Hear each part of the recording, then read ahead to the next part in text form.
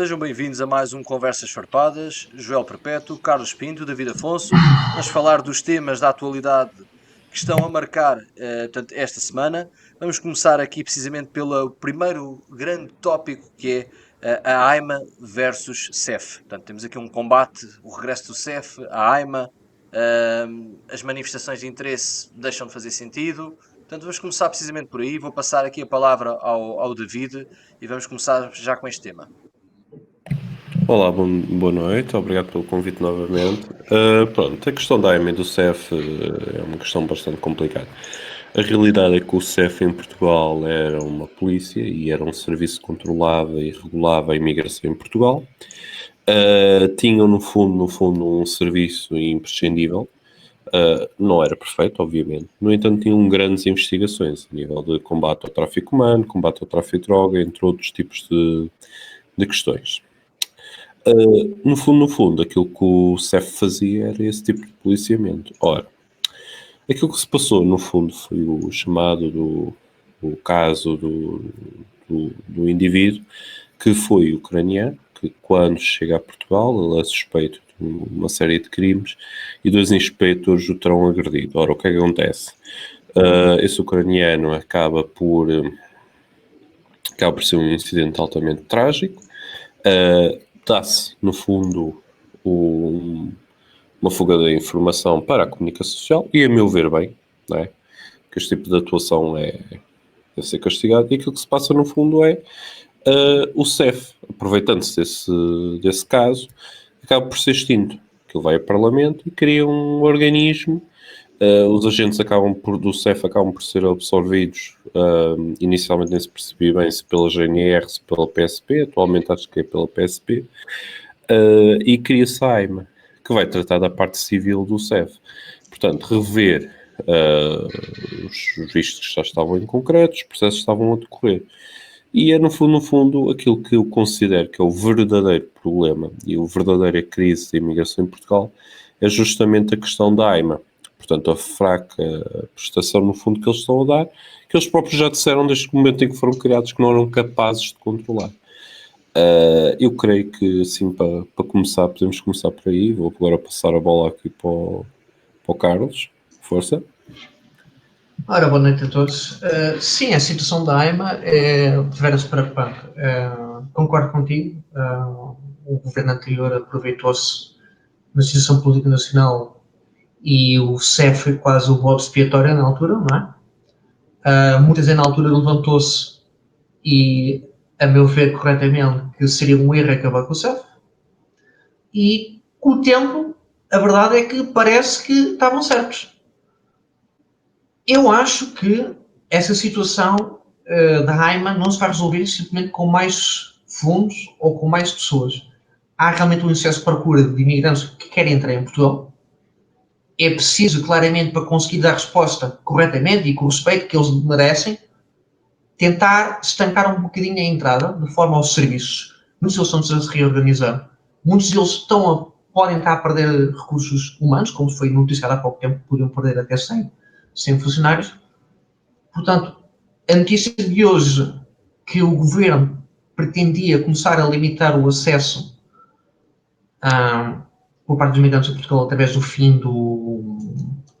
Não é? Estava agora a faltar o nome daquilo. Manifestação de interesse? De interesse voluntário, sim. Manifestação de interesse. Eu acho que isso vai pelo caminho certo. É preciso que realmente tentar estancar um bocadinho as entradas para conseguir dar vazão aos processos em atraso. A imigração regulada vai ter que ser. Aquela ideia que temos que manter, não vale a pena tentar regular muito a imigração, porque ela vai sempre existir, porque isso é que vai levar a que a imigração entre nas mãos dos traficantes, e cada vez que se regulares mais a imigração, criar mais obstáculos, vais pôr as pessoas mais dos imigrantes, como um bocadinho o candidato a eurodeputado do LIVRE tem dito nos últimos dias. Pode ser uma questão que seja verdade, mas, contudo, é preciso haver alguma regulação. E, na verdade, é que, havendo um excesso de procura, tem que haver regulamentação para tentar estancar a coisa. E era para aí o meu ponto de vista. Acho que o governo está aí pelo ponto certo. Eu não sei se posso dizer. A questão da regulamentação do tráfico humano é que não é propriamente uma bola muito fácil de regular. O tráfico humano, a meu ver, não é combatido com a regulamentação de entrada do país. Claro, se nós podemos olhar, por exemplo, para o caso da Suécia. Eu acho que é um ótimo exemplo disso. A realidade é que era muito fácil entrar na Suécia. Ora, o problema foi a integração desses imigrantes, que agora começamos a ver graves problemas a surgirem na Suécia. Porque, de facto, permitiam a sua entrada, era muito fácil a entrada, a integração desses mesmos imigrantes na sociedade é que foi mal feita. Como foi mal feita, e atenção, isto é a própria esquerda sueca que o diz, levou, no fundo, a uma série de problemas. E nem sequer estamos a falar de imigrantes de vários backgrounds. Ora, se nós olharmos para o caso português, a questão do tráfico humano, que de facto tem vindo a aumentar em Portugal, não é de facto combatida pela legislação. Nós podemos de facto abrir as portas, mas não é por isso que o tráfico humano vai deixar de haver. Porque o problema... Exato, eu concordo contigo, David. O tráfico humano, no fundo, o problema é o traficante. E as empresas que vão buscar trabalhadores a esses traficantes. A meu ver, o combate ao tráfico humano passa-se em 3 pontos essenciais. A responsabilização das empresas que contratam imigrantes ilegais, a responsabilização dos próprios traficantes, portanto, e dos angariadores de pessoas. Portanto, não se pode continuar a condená-los por auxílio à imigração ilegal, porque não é esse o crime que eles cometeram. E, finalmente, um verdadeiro apoio às vítimas de tráfico humano. Porque, no fundo, são essas as vítimas e os seus depoimentos que vão colocar esses indivíduos por trás das grades. Ora, muitas das vezes essas vítimas não são apoiadas. Apesar de haver muitos apoios e muitas organizações que tratam desse apoio, a realidade é que o número de condenações face ao crime de tráfico humano, em comparação com, por exemplo, o auxílio da imigração ilegal, é muito grande. Portanto, não é tanto por essa via, fechar as portas ou de as abrir, que o problema vai resolver-se. Não, é por um apoio às vítimas de tráfico humano e é por um combate às empresas que vão contratar esses trabalhadores, que muitas vezes apagos quase a feijões, e muitas vezes nem isso, para trabalhar nas agriculturas. David, antes de passar ao Joel, só queria dar aqui um pequeno toque, ver se concordas com essa divisão. Acho que a União Europeia tem um problema de imigração, a imigração não é um problema só de Portugal, é um problema pan-europeu, se não mesmo mundial e nos países ocidentais, de uma forma geral. A mim parece que temos que entender que há claramente mercados onde estes traficantes procuram, onde eles atuam à procura de possíveis alvos, não é? A União Europeia, com os seus enormes fundos que tem, devia criar mais campanhas, se calhar, nesse país que identifica como país de partida, não é? Campanhas de sensibilização, de informação, de género. Não entrem nesses esquemas. Se querem legalizar, têm estes métodos legais para fazer o vosso processo. Não vão por esses circuitos. Vocês pensam que é fácil, não entrem. É preciso também, lá está, por um lado, informar essas pessoas e, por outro lado, criar condições que esses próprios países não precisem mandar as suas pessoas fora, não é? Criar desenvolvimento desse país para que esses países consigam reter a sua população. É só o meu ponto de vista. Agora sim passaria talvez a voz ao David ou então ao João. Só responder. Só terminar aqui o vosso raciocínio. Claro que o problema está identificado. A forma como o problema é combatido é que não está a funcionar. São questões diferentes e claramente não está a funcionar. Sim. E nós estamos aqui em 2024 a ter esta conversa e eu nem quero imaginar como é que será a conversa em 2034. Não quero imaginar como é que vai ser. Mas claramente alguma coisa vai ter que ser feita, porque senão este problema vai aumentar e vai atingir proporções cada vez maiores. E é sempre os mesmos que pagam, como é óbvio. Portanto, isto é sempre um problema em que o mais frágil é sempre aquele que está à procura de uma vida melhor. Mas claramente este é um problema que eu acho que vai ser muito difícil de resolver a curto prazo e a médio prazo também. David? Pronto, aquilo que eu ia dizer então, no fundo é isso, o problema é sempre a médio prazo. E também passa muito por aquilo que o Carlos estava a dizer. Auxiliar os países de origem, porque reparem, aquilo que creio que era o candidato do livro falava na questão dos refugiados climáticos, A realidade é que a Europa tem grandes dificuldades em absorver essa mão de obra e essas pessoas. A solução passa, de facto, em nutrir esses Estados à partida de mecanismos para ser capaz de reter essas pessoas. E agora temos o problema de Estados falhados e Estados autoritários e Estados com outros tipos de problemas. Ou Estados em que, por exemplo, colapsaram completamente. Ao mesmo tempo, também passa, de facto, pela informação legal de como é que essas pessoas podem concorrer. Por exemplo, muitas vezes estes processos, os processos muitas vezes são de borla. E é muito comum empresas ligarem para pessoas para fazerem parte desses esquemas, prometem-lhes trabalho, trabalhos a preços muitas vezes milionários, e por exemplo dizem, paga $5.000 e tu entras. Ora, qual é o resultado? Depois vai saber, o trabalho não é assim, não é real, e não lhes dão verdadeiramente um trabalho digno para aquilo, e passa de facto por informações legais, e isso é curioso, porque há muitos países que apostam nisso. Peço desculpa. E, por exemplo, Portugal chega a fazer isso em algumas instâncias, e nutrir esses estados de condições para que eles sejam capazes de resolver manter as suas populações.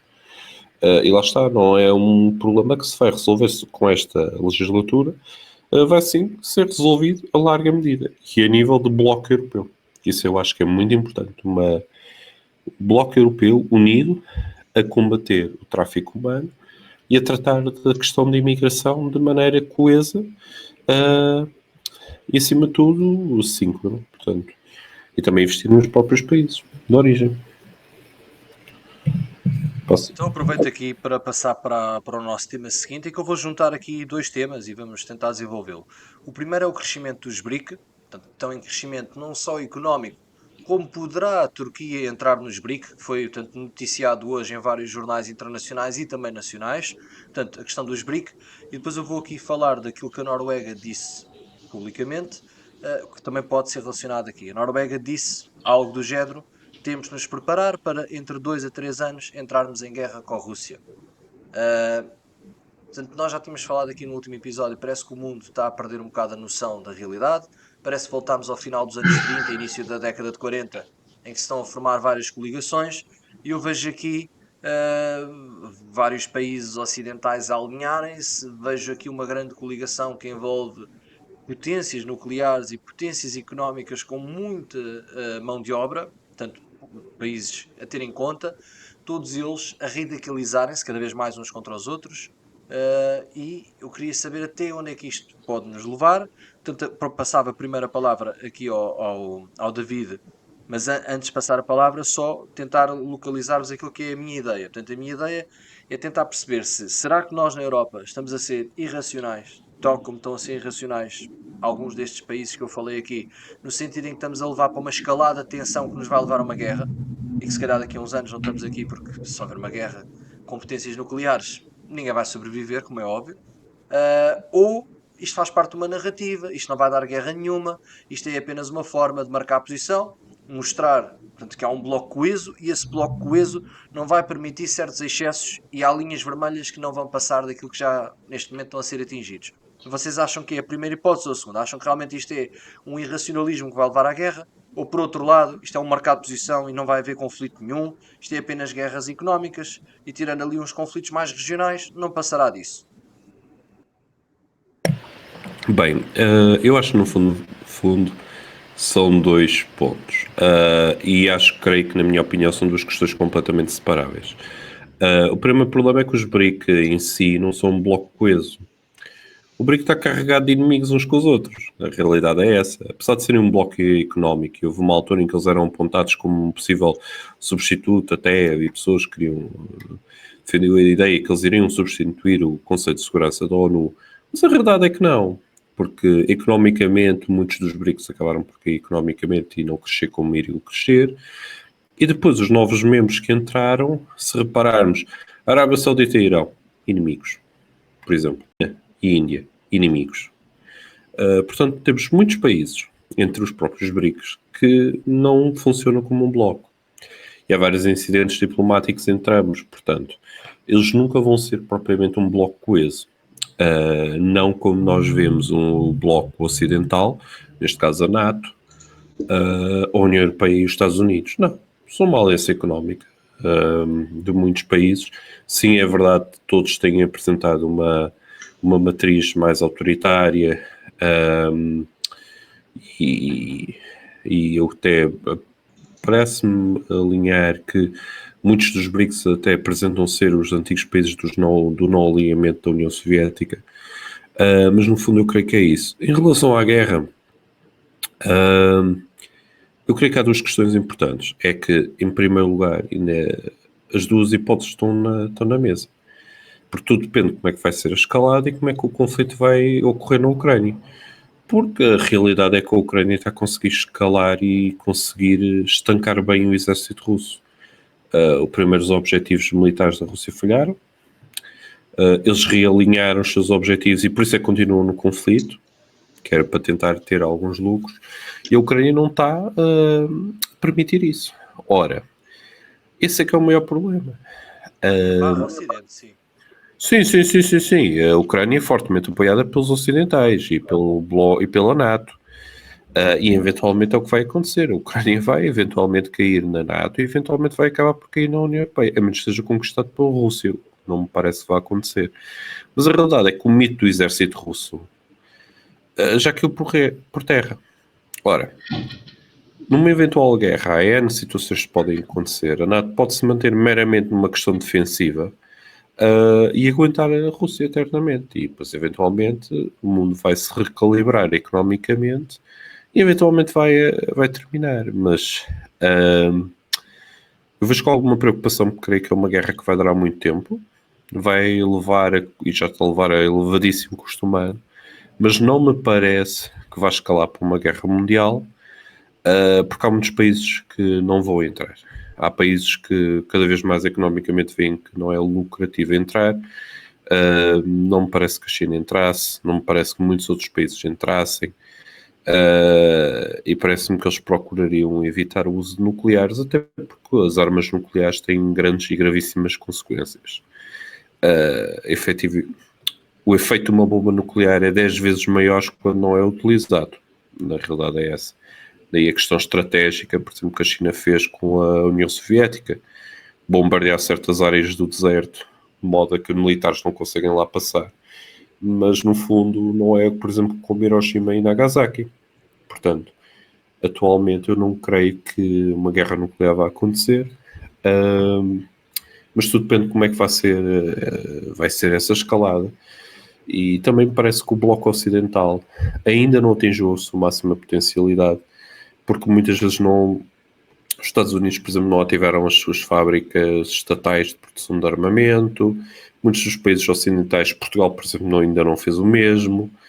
E muitos países ocidentais não fizeram. E quando fizerem vai ser problemático.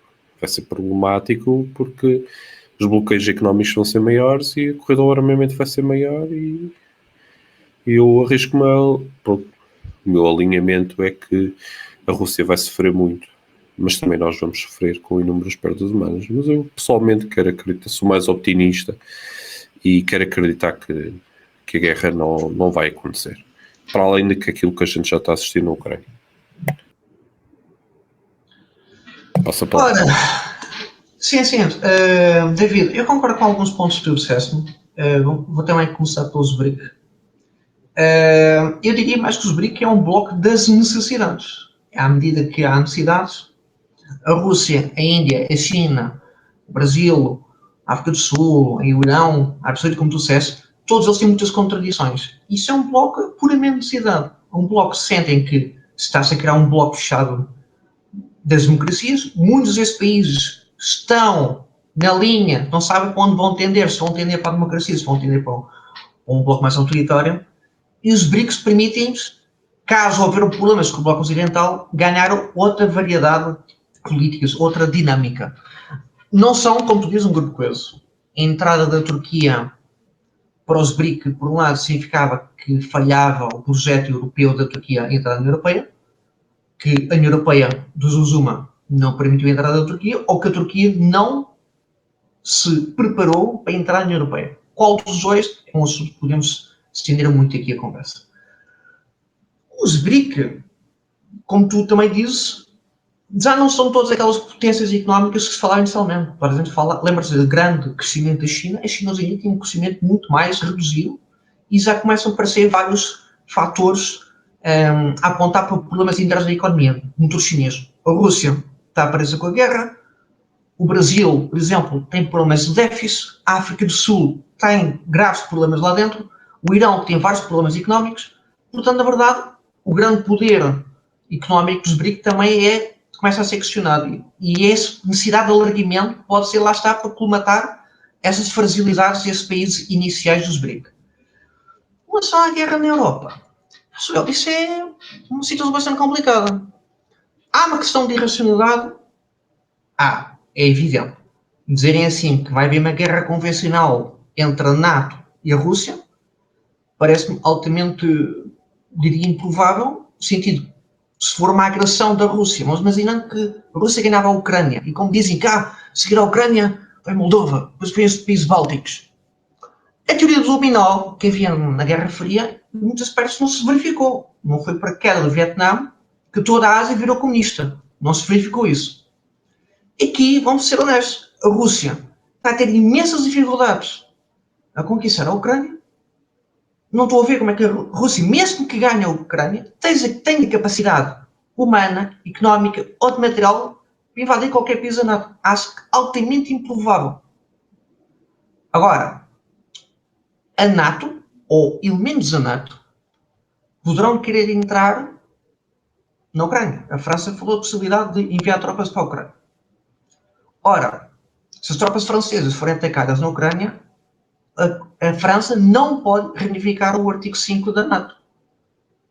Portanto, pode haver conflitos entre forças NATO, fora do espaço da NATO, fora dos Estados, não é? Portanto, pode haver conflito entre estas forças de forma convencional e não ser uma guerra entre os blocos. Pode acontecer isso. Guerra colonial, a guerra nuclear, desculpem lá, a guerra nuclear é um risco que todos temos que ter em causa. A Rússia está farta de ameaçar a guerra nuclear, porque se o envio de apoio é a guerra nuclear, se o envio de mísseis é a guerra nuclear, o envio de aviões é a guerra nuclear, a Rússia está sempre a retirar essa arma. O Ocidente também tenta fazer esse discurso, no sentido que, na última instância, está preparado para usar as suas armas, e assim deve ser feito esse tipo de retórica. Agora, há uma irracionalidade no sentido que, por parte da Rússia e por parte da Ucrânia, não há muita vontade de falar um com o outro. Cada um quer ganhar no campo de guerra. E, nesse sentido, há uma irracionalidade. A forma mais rápida para terminar a guerra é através da diplomacia. Que é a única solução, não é? A única boa solução. A verdade é essa. Só há duas soluções, ou através da paz, ou através de um dos países ficar sem homens para combater. Portanto, é a única solução, não é? Portanto, não me parece que haja uma mudança política. Eu sei que podia haver uma mudança política, mas não me parece que vai haver. Pode haver uma implosão interna por parte da Ucrânia, no sentido que já não aguentam mais a guerra e a população se revolta contra a cúpula da Ucrânia, ou mesmo acontecer à Rússia. Claro, claro. E estamos a tentar jogar aqui ao jogo da galinha, da chicken, como os ingleses dizem. Quem é o primeiro a cair? E estão-se a arrastar. A Ucrânia, como disse que não está disposta a negociar território pela paz, vamos ser honestos. Se a Ucrânia estivesse disposta a fazer como a Finlândia fez na Guerra de Inverno, em trocou, ao final de muita resistência, a paz por parte do território, provavelmente já teríamos tido esse tipo de acordo. Agora, é racional da Ucrânia dizer que esse acordo está fora de questão. Se a Ucrânia dissesse assim, nós até podemos negociar, a Crimeia. Vamos imaginar, a Crimeia, mas em troca a Rússia tem que nos permitir entrar na União Europeia. Por exemplo, quando a Ucrânia diz que não está disposta a negociar, só começa a negociar quando a Rússia retirar todas as suas tropas do território ocupado, que é reconhecido internacionalmente, isso não dá caminho para a paz. Aí há uma irracionalidade. Todos os mecanismos devem estar abertos. E a Ucrânia, ao dizer que não está disponível para negociar, é uma irracionalidade. Esse acaba por ser o grande problema que está na base deste conflito, porque nós temos dois lados que acreditam que vão ganhar, e reparem, nós podemos ver isto de duas perspectivas. A perspectiva russa é que de facto está a combater contra o Ocidente que está a apoiar a Ucrânia e consegue resistir durante este tempo todo. Portanto, isto dá-lhe uma perspectiva que pode realmente conseguir fazer alguma coisa daqui. A Ucrânia tem a perspectiva de que está a enfrentar o exército da Rússia, que é um exército poderosíssimo, e também está a resistir e está a conseguir. Também temos que ver atenção que a Ucrânia também não é um exército qualquer. Portanto, a Ucrânia, claro que nós falamos da Rússia, mas a Ucrânia tem um poderio que muitos países ocidentais gostavam de ter. Atenção, em termos. Pode não ser uma Polónia, pode não ser uma Inglaterra, mas é um país considerável também. Mas a questão é, cada um destes acha que pode ganhar. E depois tem a ver com quem está à sua volta. Nós vemos países que são autênticos players internacionais, portanto, na cena política, a dar pareceres ou a dar conselhos que alimentam a possibilidade de vitória. E isso vai fazer com que os acordos nunca estejam em cima da mesa. Nós não, enquanto não conseguimos realmente fazer com que haja países neutrais, sei lá, por exemplo, um Qatar, que é um país que normalmente é muito neutral nestas questões, a China e os Estados Unidos entenderem-se e tentarem chegar ali com uma solução. Estamos a falar das duas maiores economias do mundo, tentarem chegar ali as duas, vamos resolver isto. Enquanto isso não acontecer, não há vontade de nenhum dos países em parar. E enquanto esta guerra não parar, o que é que acontece? Em primeiro lugar, estão a morrer inocentes. Estão a morrer inocentes nas cidades ucranianas, estão a ser atacadas, e estão a morrer russos, estão a cumprir o seu serviço militar obrigatório. Têm duas opções, ou cumprem, ou se tentarem desertar também vão ter consequências. Também temos que ver esta parte. E depois, temos europeus a investir os seus recursos, numa altura em que o mundo já está com tanta guerra e estamos a ver vários povos europeus em dificuldades em investir os seus recursos numa guerra. Portanto, repara, nós não estamos a investir milhões para tentar desenvolver uma tecnologia que ajude a combater as alterações climáticas ou a prevenir determinadas doenças. Nós estamos a investir na indústria de guerra. E enquanto nós estivermos aqui a investir na indústria de guerra, o mundo não vai evoluir. Portanto, eu sei, podem dizer, a Segunda Guerra Mundial trouxe invenções, a Primeira, a Guerra Fria, tudo trouxe invenções. Mas eu acho que enquanto estivermos vidrados nisto, não há estabilidade, não há prosperidade económica, não há relações comerciais que permitam que a Europa consiga atingir o seu grande potencial. Claro, isto estamos aqui a falar, somos portugueses do outro lado do mundo, aqui a ver uma situação que, se calhar, se estivéssemos lá ao lado, tínhamos uma visão diferente. A questão é, eu acho que é precisamente por estarmos deste lado, portanto, sermos um país que está no, portanto, o mais ocidente possível do que está a acontecer dentro do espaço europeu. Nós devíamos olhar para isto com aquela perspectiva diplomática de vamos ter que encetar esforços para tentar ajudar a resolver este conflito. Até porque temos uma comunidade de ucranianos em Portugal e a última coisa que queremos é continuar a haver guerra. Só que o problema é que eu acho que há muita gente, e não estou a falar nem da Ucrânia nem da Rússia, há países que têm interesse em manter esta guerra. Seja para enfraquecer a Rússia, seja para conseguir enfraquecer a Ucrânia e depois meter lá umas empresas de construção a reconstruir a Ucrânia. Há interesses em que esta guerra continue. E enquanto houver interesse em que esta guerra continue, dificilmente vamos ter aqui uma solução diplomática que vá resolver o problema. Isto está neste momento numa altura em que estamos a ter eleições europeias e que a Europa está mobilizada no sentido de tentar ver o que é que vai acontecer aqui. Eu acho que esta questão da guerra pode ser muito importante em alguns países, que não é o caso de Portugal, digo já.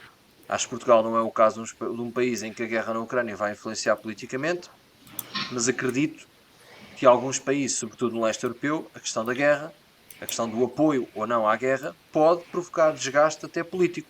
Nós vemos alguns intervenientes ou já a tentar afastar-se do apoio que tem sido dado à guerra, ou a tentar ter um discurso mais apaziguador para tentar ir contra aquilo que é o status quo que está a ser evidenciado por grande parte dos países da União Europeia. Portanto, nós acabamos por ter aqui várias posições. Por um lado, eu acho que o que fez com que a guerra chegasse até aqui foi uma união do Ocidente que a Rússia não estava à espera. Por outro lado, o que eu acho que pode, de certa forma, desequilibrar isto. Entretanto, os países cansaram-se. Da mesma maneira que muita gente na Ucrânia está cansada de estar em guerra, muita gente na Rússia está cansada de estar em guerra, certamente há muitos países na Europa neste momento já olham para a guerra como acabem lá com isso. Pá, as guerras é sempre assim. Alguém abdica do que não quer. Não há nunca, a menos que haja um país que derrote o outro de forma clara, os países para evitarem guerras vão ter sempre que chegar a acordo, vai ter que haver sempre cedências. Agora, o que é mais importante? É uma cedência ou a vida humana? Eu acho que esta deve ser a baliza para nós pensarmos. Cedências ou vida humana? Depende das cedências. Depende das cedências, não é? Claro que se me disserem assim, a cedência é Kiev fica um país e o resto da Ucrânia toda vai para a Rússia. Isso é óbvio que não é aceitável. Agora, se for se calhar só a zona da Crimeia, tendo em conta a importância estratégica da Crimeia, se calhar, não sei. Vamos ver o que é que isto vai dar nos próximos episódios. Uma coisa é certa, este conflito vai durar mais alguns anos porque existe indústria a alimentar este conflito, tanto de um lado como do outro. Nós temos os bancos russos a não falirem como estava à espera e temos a Ucrânia a ter um apoio que também surpreende, até pela positiva para o lado ucraniano, que não se estava à espera. Enquanto isto for assim, a guerra está para durar. O que eu acho interessante é esta guerra, só estou mesmo a terminar. O que eu acho interessante é esta guerra ocupar um espaço mediático tão grande que mesmo com mais de 15 mil crianças a morrerem na guerra entre Israel e Palestina, mesmo com cerca de 14 hospitais a serem destruídos num conflito entre Israel e Palestina, com rockets a serem bombardeados, várias organizações terroristas, com um escalar que já meteu o Irão e Israel no mesmo conflito, e nós continuamos a ter um mediatismo maior para aquele que é o conflito entre a Rússia e a Ucrânia. Claro, para mim justifica-se com uma questão muito simples. Passa-se no espaço europeu. Nós somos europeus, passa-se na Europa, e acho que é isso que acaba por nos aproximar mais dessa guerra no ponto de vista mediático. E depois é a postura do próprio presidente da Ucrânia. Praticamente todos os dias fala com canais de comunicação social e pede para que não esqueçam-se do que para que ninguém se esqueça do que está a passar na Ucrânia, porque ele sabe perfeitamente que esta é uma guerra no século XXI, em era da propaganda. E se não houver televisão, a propaganda pode silenciar aquilo que pode estar a ser dito. E a propaganda neste momento vem dos dois lados. João, eu só queria dar aqui a minha opinião. Eu discordo um par contigo no sentido que o investimento da defesa foi tão fraco, no pós-queda do muro de Berlim, na Europa, que a Europa perdeu um bocadinho a sua independência política ao obrigar a sua defesa. E é importante a Europa não entrar à doida a gastar milhões e milhões e milhões à doida, mas é necessário que a Europa gaste mais a defesa e criar a sua própria independência estratégica nas áreas de produção militar. Porque essa independência em relação aos Estados Unidos, é isso? Desculpa, que eu não percebi. E, na verdade, aos Estados Unidos, como da China, como à Rússia. Okay. Se a Europa quer ser um ator credível e se quer tornar a ser importante na cena internacional, a Europa precisa ganhar essa independência estratégica e militar. E isso só se vai fazendo gastando mais dinheiro. Portugal está aqui longe da Ucrânia, mas Portugal tem uma vasta zona marítima e a situação das rotas, por exemplo, dos cabos submarinos, que estão em risco, ou a questão dos piratas no mar, Portugal tem que investir na sua defesa, não se calhar não para se preparar para um conflito armado com a Ucrânia, com a Rússia, mas por outros fatores externos a nós. Nós temos de se preparar. As pessoas querem se queiram não. O investimento da defesa, a questão da defesa tem que ser realmente um tema a ser debatido e tem que ser melhorado, porque claramente foi demasiado cortado há algum tempo e agora é preciso repor algum tempo. Não entrar em loucura, mas é preciso repor alguma ideia estratégica. E para mim, o Ocidente, se me perguntares, deve condenar apoio à Ucrânia? Sim, no sentido de dar ferramentas para uma melhor negociação com a Rússia. Não necessariamente para uma vitória militar, mas para uma melhor negociação com a Rússia. Porque a Ucrânia sozinha não vai ter poder negocial com a Rússia. É só isso que eu queria terminar. Também para terminar, lá está. Também queria alertar para alguns pontos. Durante as guerras sempre houve inovação tecnológica. Aliás, é justamente um dos pontos das pessoas da necessidade da guerra. Portanto, normalmente, eu sei que isto é muito bruto de se dizer, mas também é verdade. Portanto, um dos pontos de necessidade do conflito faz com que haja uma evolução. Há mais coisas que vêm daí, mas um dos pontos é justamente a evolução tecnológica. Sim, mas a evolução tecnológica, desculpa interromper-te, só chega à sociedade civil quando a guerra acaba. A guerra pode desenvolver a tecnologia, mas só usufruímos dela quando estamos em paz. E foi isso que aconteceu. Tivemos o micro-ondas a ser inventado na altura da Segunda Guerra Mundial, tivemos o desenvolvimento do computador na Guerra Fria, mas isto só chegou a nós quando realmente houve prosperidade. É nos períodos de prosperidade é que as ferramentas desenvolvidas na guerra chegam a toda a gente. Sim, mas repara... João, tu estás a falar de uma ferramenta que foi inventada pela guerra. A internet, o próprio GPS, foi inventado também no conceito de guerra, não é? Mas se nós estivéssemos agora numa guerra em Portugal, nós não estávamos certamente a usufruir destas ferramentas. O que é importante perceber é... Não, atenção, não estaríamos. Claro. Quem estaria a beneficiar seria claramente, neste caso seria o exército português, entre outras questões. Repare, houve muita tecnologia a ser desenvolvida e avancemos, por exemplo, os bunkers implicados na Finlândia, entre outras. Isso é um dos pontos. Mas lá está, eu creio que neste ponto há uma questão que o Carlos tinha referido que eu acho que é muito importante. O Ocidente deve apoiar de facto a Ucrânia por dois motivos. Primeiro, é o nosso quintal. A seguir, é uma ótima zona de tampão para os interesses russos sobre a Europa, porque a gente está no bloco europeu. E depois é outra questão muito importante, é que quando a Ucrânia recuperar, vai haver um crescimento exponencial da economia, tanto na Ucrânia como na Europa.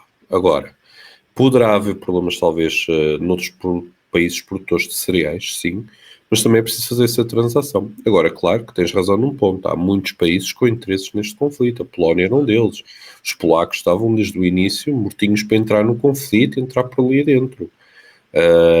Agora lá está, também há a possibilidade do conflito escalar e acontecer com membros da NATO entrarem em conflito aberto, mas os países não entrarem, porque, volto a dizer, tu tens mercenários americanos e franceses e ingleses claramente já a participar.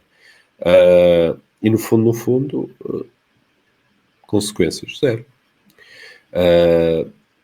É a questão. Eu creio que ainda vai durar uns bons anos esta guerra. É preciso dizer que a questão financeira da Rússia também não é bem assim, porque reparem, a Rússia deu default a nível económico, as pessoas esquecem-se disso, quer dizer, as pessoas que tinham dívida russa herderam completamente. Portanto, todas essas questões é preciso ver, que é muito complicado. Agora, claro, eu acredito que há dois pontos. A Rússia não vai demorar muito tempo a recuperar, mesmo que ganhe a guerra, mesmo que só coma a Crimeia, mesmo que consiga expandir a fronteira até uma posição muito mais favorável, nunca vai demorar muito, muito tempo a recuperar. Muito, mas mesmo muito tempo. E depois há outra questão que o Carlos mencionou que eu acho importante referir. É de facto, a União Europeia tem que começar a funcionar como um bloco europeu e a nível militar também, porque no final da queda do mundo de Berlim, a União Europeia desenvolveu demasiado o seu Estado Social porque não sentia necessidade de envolver-se na guerra e as consequências estão à vista. E se nós compararmos com outros Estados neutrais que não abdicaram da sua defesa, em comparação, por exemplo, com a Ucrânia, vê-se claramente a diferença da Finlândia para a Ucrânia, não é? E eu creio que isso é muito importante. E eu creio que o exército europeu, parecendo que não, talvez nos moldes diferentes, poderá ser uma ótima solução. Mas lá está, o futuro dirá, porque há muita gente que diz que não é necessário um exército europeu porque a maioria dos países importantes já estão na NATO. Ora, isso também não é bem assim, especialmente com futuras ameaças de que o artigo também tem os seus quês. Porque nós um país pode ser atacado e um país achar única e exclusivamente necessário fornecer equipamento militar. Não esquecer isso, portanto. Há muitos mecanismos, parecendo que não, que vão procurar também conter a guerra e controlar a guerra. Aliás, é um dos receios justamente com a Hungria seja esse, que a Hungria não entre na guerra alegando que não é necessário que entre na guerra, com outros países da NATO a entrar. Mas é de facto um ponto interessante. Mas é um bocado aí. Este certamente será um tema que iremos falar mais vezes daqui para a frente, porque é um tema, parece-me a mim, que durante anos vai manter-se. Agora ia para o último tema que nós vamos falar antes de passarmos, portanto, àquilo que será a farpa da semana, que o Carlos já nos vai elucidar com uma farpa nova. Eu ia começar precisamente por uma notícia de 2022, para depois chegar a uma notícia de hoje, porque estão ligadas, como é óbvio. Em 2022, portanto, o Bloco de Esquerda dispensou alguns funcionários e encerrou algumas sedes. Na altura, a líder, Catarina Martins, disse que era em nome das contas certas. Hoje há uma campanha de recolha de donativos ou de apoios por parte do Bloco de Esquerda, à qual o dono da Prozis e antigo CEO da Prozis, Miguel Milhão, até doou dinheiro, depois o polígrafo foi ver que não doou e afinal depois ele doou outra vez e houve ali uma grande confusão. Mais um dos fediveres da nossa política, mas a questão é que, portanto, é um partido que está com algumas dificuldades. E eu ia perguntar já ao Carlos se acha que este partido pode ter o seu futuro ameaçado a longo prazo. E vou dizer porquê. Não é só por esta questão da falta de dinheiro que parece que há por ali. É pela questão de ter sido completamente varrido da Madeira. Nós éramos para comentar a semana passada, mas por motivos de tempo já não foi possível. Foi completamente varrido da Madeira, No Algarve também fez um resultado, portanto, bastante abaixo do esperado e não conseguiu eleger ninguém. E dá a ideia que é um partido que sobrevive ali à volta de Lisboa e Porto, as zonas urbanas, que são sempre o grande alicerce de praticamente todos os partidos. Todos os partidos conseguem, devido à representatividade que Lisboa e Porto dão, manter-se por lá. Mas é um partido que dá-me a ideia que, comparado com o Bloco de há 10 anos atrás ou de há 14 anos atrás, este é um bloco que parece estar ameaçado. Ainda por cima aparece ali o LIVRE como uma espécie de bloco europeísta 2.0. E então eu gostava de passar ao Carlos para perguntar qual a sua opinião sobre o futuro do bloco também. Eu começo pelas suas próprias palavras. Isso é um bocadinho um fé de inverno, mas uh, todos os partidos em Portugal já tiveram problemas financeiros. O PS, quando perde as eleições para o Passo Coelho, também passou por problemas financeiros. O PSD, quando perdeu para o António Costa, também teve problemas financeiros. Isso é normal. Como vocês sabem, à medida que consoante o resultado eleitoral, recebe-se financiamento do Estado. E é normal que os partidos, consoante esse resultado, tenham-se que se ajustar. Ora, o Bloco de Esquerda, no tempo da Troika, teve um grande crescimento. Também no primeiro governo do Cossín, no segundo. Tinha esse grande crescimento. E o partido enamorou-se e vamos crescer, expandiu-se, cresceu em número de pessoas. E é normal que os recentes derrotas, porque a verdade é essa, o Bloco de Esquerda tem tido várias derrotas, se bem que eles dizem que estão sempre a ganhar de outra forma, mas é todos os partidos. É normal que os partidos tenham que se adaptar. Por outro lado, falas aqui do aparecimento do livro. Da mesma forma que o PSD vê o aparecimento do Iniciativa Liberal ou do Chega. Há novos partidos no espectro democrático português. E isso vai afetar os que já cá estavam. E o Bloco de Esquerda tem que se adaptar às circunstâncias. Desculpa só interromper-te, mas há partidos muito mais parecidos. Se nós olharmos para aquilo que é o Iniciativa Liberal ou o Chega, vemos que tem algumas semelhanças com o PSD, mas são partidos tão diferentes que a prova disso é que não fazem parte da solução de governo e houve linhas vermelhas traçadas por Luís Montenegro ao Chega que impediu uma coligação entre estes. O Iniciativa Liberal, o LIVRE, portanto, é um partido que nasce de um ex-membro, tal como o Chega nasceu, de um ex-membro do PSD, nasce de um ex-membro do Bloco de Esquerda, mas a verdade é que, portanto, em termos ideológicos, são dois partidos que têm uma base ideológica muito semelhante, e era por isso que eu dizia, se achas que um pode estar a substituir o outro. Não necessariamente, tens que entender que, primeiro, o Rui Tavares foi membro independente, foi eleito pelo Bloco de Esquerda como independente, não pertencia ao Bloco de Esquerda. Primeiro ponto. E segundo ponto, o LIVRE é muito mais europeísta que o Bloco de Esquerda. O LIVRE é muito mais ecologista que o Bloco de Esquerda. O LIVRE é muito mais... não é eurocético como o Bloco de Esquerda. O Bloco de Esquerda durante muito tempo foi eurocético. O Bloco de Esquerda durante muito tempo... Certo, mas é a tal evolução normal dos partidos. Portanto, dizer que são dos partidos e tão parecidos também não diria. O LIVRE várias vezes disse que estava disposto a coligar-se com o PS. Então tu achas que o LIVRE é mais próximo do PS do que do Bloco, é isso? O LIVRE faz claramente a ponte entre os dois. Okay. Obviamente, porque uma questão pessoal, muitos se conhecem, houve gente do Bloco de Esquerda que se fartou daquele projeto e achou que devia-se fundar um novo, houve gente, se calhar, do PS, que se calhar queria uma virada mais à esquerda do PS e que se viu representado no LIVRE. Portanto, na verdade, eu não vejo o LIVRE necessariamente como o substituto do Bloco de Esquerda. Eu acho que o Bloco de Esquerda agora tem que decidir-se o que é que quer para si. Se quer manter a sua linha tradicional e poder acabar com o PCP, a definhar, ou se quer mudar para a ala mais ecologista, mais liberal, como o LIVRE é, e juntar-se a uma coligação, não é? Ou então que criar um caminho próprio. Agora, isso vai depender dos membros do próprio Bloco de Esquerda decidir sobre trilhar o seu caminho. Acho que ainda é muito cedo para decidirmos. Há uma nova liderança no Bloco de Esquerda, se bem que a velha liderança é candidata ao Parlamento Europeu, isto agora está na mão do BE. O BE que vai ter que analisar ao longo das próximas eleições, e das que já teve, incluindo a Madeira, e vai ter que fazer uma relação interna daquilo que quer.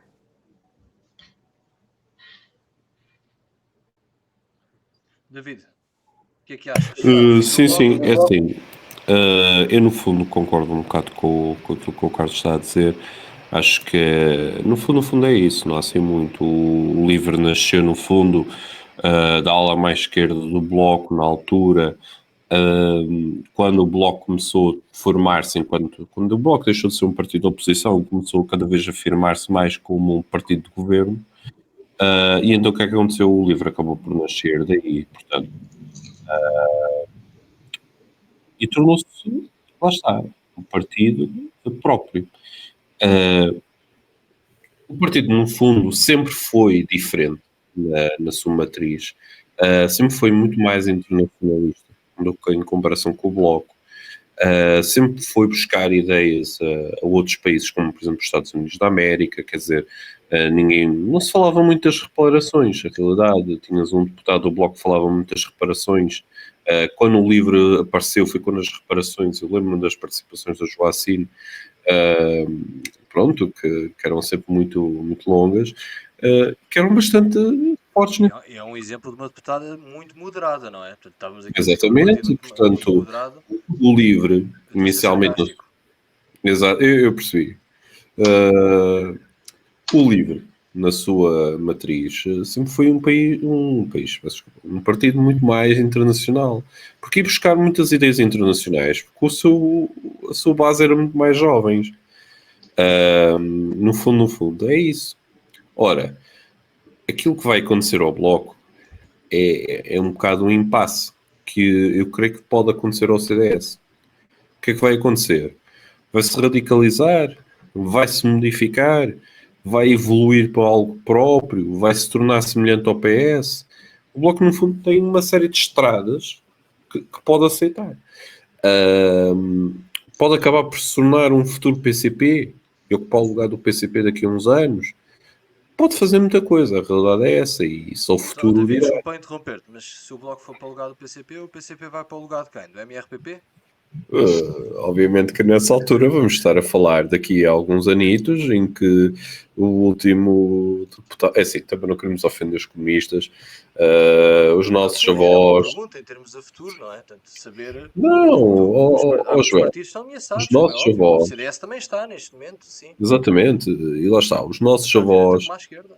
Os nossos avós têm um lugar muito quente no nosso coração e pronto, nessa altura não vão ser capazes de votar porque não podem ir de carrinhos pescá-los.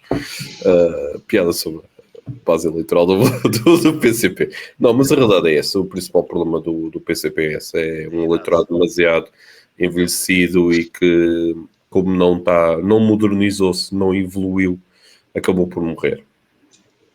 E no fundo, o que eu percebi das tuas palavras é: portanto, o PCP é o partido dos avós, o Bloco é dos pais e o LIVRE é que é dos netos. Portanto, é isso que tu estás a dizer. Basicamente é isso. Assim? Sim. Okay. Sim, e se tu reparares, é verdade, é uma questão geracional.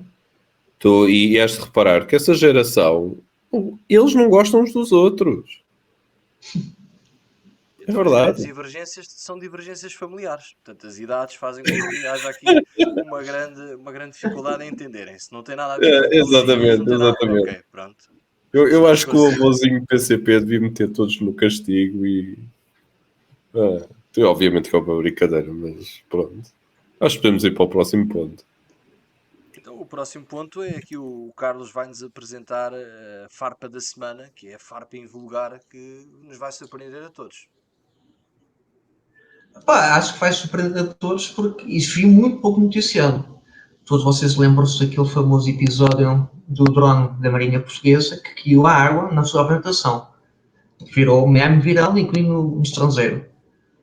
Aconteceu algo parecido agora no passado dia 19. Falou-se muito pouco, viu-se muito pouco, mas a verdade é que durante a cerimónia do Dia da Marinha, que foi no dia 19, em Aveiro, havia o desfile das suas forças. E mesmo à frente do almirante das vacinas, o Gouveia Melo, que se diz futuro possível candidato à presidente da República, mais uma vez um drone decidiu avariar na Marinha Portuguesa e parou mesmo à frente do Sr. 19. E logo a seguir, um carro atropelou. Minha questão é o seguinte: será que isto é um sinal para Gouveia Melo para não se candidatar à presidente da República? Ou será que ele continua a manter condições para isso? É assim. Eu acho que não. Eu vou ser honesto. Nem é tanto pelo drone. Eu acho que é evidente. Até pelas últimas declarações que ele tem feito, não me parece que ele se queira candidatar à presidência, mas eu creio que o drone é outra coisa completamente diferente. Aquilo foi algo para me mostrar quanto nós ainda somos portugueses até na Marinha. Nós podemos ter um equipamento topo do topo, chega a hora H, com N testes, chega a hora H e pumba, vai falhar. Eu acho que é isso. É para mostrar que nós somos sempre portugueses em tudo. E podem ter certeza, se falhar algum problema em alguma coisa, um português está metido nisso. Acho eu. Bem, eu não tenho muito mais a dizer em relação a isto, portanto, acho que já está tudo dito. É como o David diz, portanto, os produtos portugueses têm sempre estas características, muitas vezes, nem todos, claro, nem todos, estamos aqui a exagerar, a caricaturar, mas portanto, acabou por ser mais uma dessas situações. Portanto, não sei se temos mais alguma coisa para acrescentar nesta parte, senão avançávamos aqui para o topo e fundo de cada um de vocês. Portanto, podemos avançar então para o topo e fundo. Então, pronto, vou passar aqui ao Carlos e deixo o meu para o fim. Ora, o meu fundo, infelizmente, vai para a notícia que houve um acidente no Sistema Aéreo de Beja. Eu queria dar os meus pésamos à família do piloto vitimado. Eu próprio cheguei a ponderar visitar esse festival aéreo. Eu sou fã da aviação, não necessariamente da Força Aérea, mas da aviação, e fica com muita pena que esse acidente tivesse acontecido. E esse é o meu fundo da semana. O meu topo vai ser a decisão do governo, ou neste caso, propósito no dia 12, para resolver os problemas da imigração, no caso mais concreto da EMA, com o fim do. Isso volta-me a esquecer da Manifestação palavra. de interesse. Exato. E que os imigrantes têm que passar a entrar com contrato de trabalho, com proposta de contrato de trabalho. Acho que é uma medida que é preciso estancar um bocadinho as entradas para conseguir dar espaço para a EMA poder trabalhar como deve ser e vai pelo caminho. E isso é um sinal de coragem do governo. O governo vai ter muita oposição do lado da esquerda por causa dessa medida e é um sinal de coragem do governo. Portanto, é o meu ponto positivo, que é preciso agarrar os problemas com coragem e parece que o governo está a fazer isso em relação a esse assunto. Pronto, o meu topo, no fundo, exatamente, é nada mais nada menos do que 5 mil jovens da nacionalidade portuguesa inscreveram-se no Corpo Europeu de Solidariedade. Eu acho que isto é uma das melhores características dos maneiros de alto dos portugueses. Demonstra que cada vez mais os jovens portugueses estão, no fundo, interessados em ajudar as pessoas. E nós somos, no fundo, estamos no top 5 de países europeus com nacionalidade mais inscritos. Acho que solidariedade é uma das grandes características do povo português e cada vez mais demonstra que Portugal está pronto sempre para ajudar os mais necessitados, internamente e lá fora na Europa. O meu fundo, no fundo, vai ser um caso... vai ser um caso que aconteceu nos Estados Unidos em que uma youtuber estaria a gravar um vídeo e terá nada mais nada menos que pago ou prometido pagar-se a quantia de $20 a uma mendiga ou uma senhora que estava com grandes dificuldades para se atirar a um rio. Essa senhora acabou por aceitar e quando se atirou pelo rio uns funcionários da instância apareceram informando claramente que aquilo não seria seguro. A youtuber desmarcou-se rapidamente da situação, dizendo que ela não tinha nada a ver com aquilo e acabou por se retirar do local. Ao retirar-se do local, ela terá feito várias piadas sobre a situação e quando a senhora começou a berrar que não sabia nadar, só sabia flutuar e, portanto, que a vida dela estava em risco, foi quando a senhora a youtuber decidiu nada mais nada menos do que fugir do local. Ainda chegou a filmar a chegada dos bombeiros que vieram socorrer. Portanto, mais do que nunca, creio que é um ponto extremamente negativo, demonstra o ponto em que a sociedade, no fundo, está a chegar, em que para ter likes ou views arrisca-se a vida de uma pessoa, e na minha opinião deveria haver consequências criminais sobre isso. Passo para ti, João. Então, para terminar, portanto, eu, antes de dizer aquilo que vai ser o meu topo e o meu fundo, eu ia lançar aqui um desafio aos nossos telespectadores, que é, a partir do próximo episódio, sempre que o David disser a palavra fundo, bebem todos um shot. Portanto, é um desafio para que isto se torne também didático. Agora vamos diretos aqui ao topo e fundo, em que eu vou começar precisamente pelo meu topo. O meu topo é a Feira do Livro em Lisboa. É um espaço excelente para quem procura obter mais informação, seja sobre o tema que quiser, seja sobre as ideias que quiser. Há lá livros da esquerda à direita, livros sobre tudo o que interessa. É um espaço por excelência. E como nós aqui, muitas vezes, embora de uma forma crítica, falamos daquilo que é o conhecimento, o local onde eu acho que ainda continua a ser uma das principais fontes de conhecimento ainda é os livros, embora não seja a única fonte de conhecimento, é uma fonte por excelência e acho que as pessoas devem cada vez ler mais, até para nós não ouvirmos aquilo que às vezes ouvimos por pessoas que deviam ter outro tipo de cuidado. Portanto, eu acho que é importante ler e por isso esta Feira do Livro tinha que estar no topo, por ser um evento assim de grande dimensão, com grande representatividade. Depois, no meu fundo, eu vou colocar as poeiras do Norte de África, que vêm aí outra vez. Tem sido uma tendência ao longo deste ano, e portanto, para quem nos está a ver aqui e quem ainda não tinha reparado que vêm as poeiras ou não tinha lido, fica agora a saber, escusam de ir lavar o carro. Portanto, é como eu tinha dito, temos que estar atentos a estas coisas. Ficam já a saber por aqui que isto vai manter-se e vai repetir-se. E escusam de pensar que é teorias da conspiração. Não há cá fábricas nenhumas do Bill Gates que está a fazer com que as poeiras venham pelo ar. É algo que vai ser normal daqui para a frente. Portanto, as poeiras, vamos ter que conviver com elas, vamos ter que nos habituar e isso vai ter as suas consequências. Portanto, por isso eu vou pôr, felizmente estou a pôr isto no fundo. Podia ter aqui um assunto bem mais grave, bem mais delicado, e até os tenho, mas acho que não é necessário nós também estarmos sempre a dramatizar. Infelizmente iremos ter noutros programas assuntos bem mais sérios para eu colocar aqui no fundo. Por isso termino por aqui. Despeço-me então. E não se esqueçam que sexta-feira temos um episódio especial.